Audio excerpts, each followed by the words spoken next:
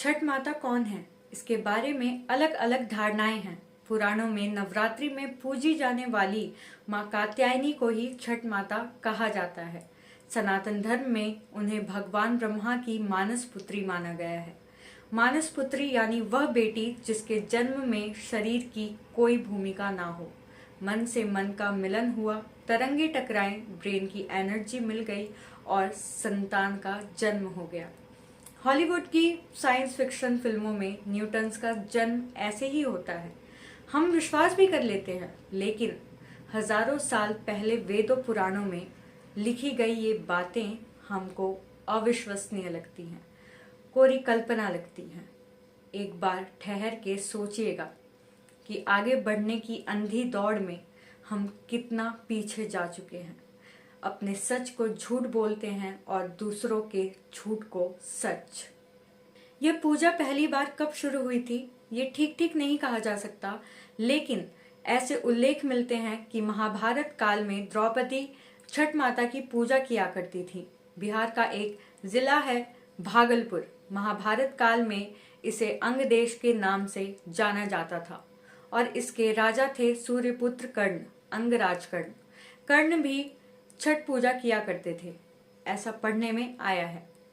कर्ण जो कि सूर्यदेव के पुत्र हैं, वह सूर्यदेव के परम भक्त थे और पानी में घंटों तक खड़े रहकर अर्घ्य देते थे। पांडवों के स्वस्थ और दीर्घ आयु के लिए द्रौपदी भी सूर्यदेव की उपासना करती थी। कहते हैं कि उनकी इसी श्रद्धा के कारण पांडवों को अपना राज्यपाट फिर से मिला था।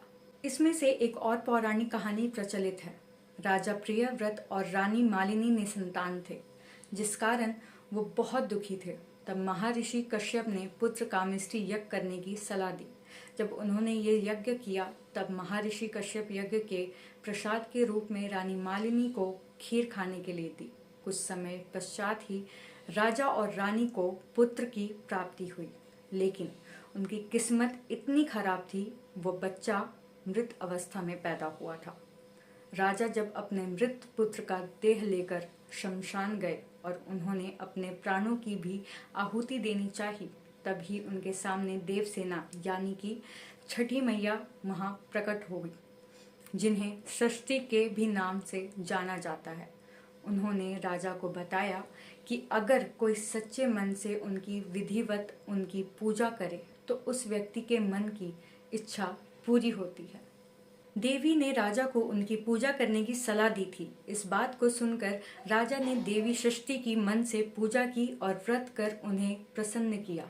राजा से प्रसन्न होकर देवी ने उन्हें पुत्र प्राप्ति का वरदान दिया। कहते हैं कि राजा ने जिस दिन उनकी पूजा की थी वो कार्तिक शुक्ल की षष्ठी का दिन था और उस दिन से आज तक इस पूजा की प्रथा चलती आ रही है।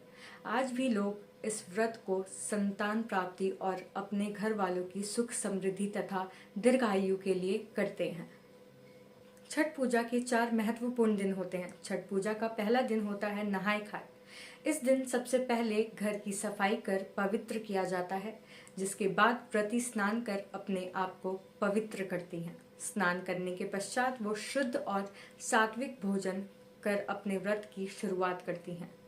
इस दिन चना दाल लौकी की सब्जी रोटी के साथ खाई जाती है। पकाए खाने को सबसे पहले व्रती खाते हैं और उसके बाद घर के बाकी सदस्य खाते हैं। अब हम बात करेंगे दूसरे दिन की। छठ पूजा का दूसरा दिन है खरना।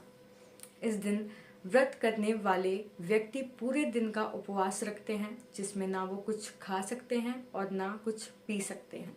शाम के समय गुड़ वाली खीर प्रसाद के तौर पर बनाई जाती है, जिसे रसियो खीर कहते हैं और जिसे पूजा करने के बाद व्रती खाते हैं। उसी रात छठी मैया के लिए चाशनी, गेहूं का आटा और घी से बनाई मिठाई ठेकुआ प्रसाद के तौर पर बनाते हैं। संध्या अर्घ, ये तीसरा दिन छठ पूजा का मुख्य दिन है। इस पूरे दिन व्रती निर्जला व्रत रखते हैं। फिर शाम में वो नदी या तालाब के यहाँ इकट्ठा होकर डूबते सूर्य को अर्घ्य देते हैं। जब व्रती घाट की तरफ अर्घ्य देने जा रहे होते हैं, तभी उनका बेटा या उनके घर के कोई एक पुरुष एक बांस की बनी हुई टोकरी लेकर आगे चल रहे होते हैं, जिसे बहंगी कहते हैं। बहंगी में फल, प्रसाद और पूजा की सामग्री रखी जाती है।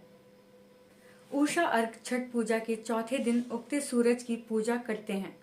व्रती और घर के अन्य लोग फिर एक बार नदी के किनारे इकट्ठा होते हैं और छठी मैया को प्रसन्न करने के लिए उनके गीत गाते हैं। फिर अंत में व्रती प्रसाद और कच्चे दूध के शरबत का सेवन कर अपना व्रत तोड़ते हैं और इस तरह छठ पूजा की समाप्ति होती है। आप सभी को मेरी तरफ से छठ पूजा की बहुत बहुत शुभकामनाएं। धन्यवाद।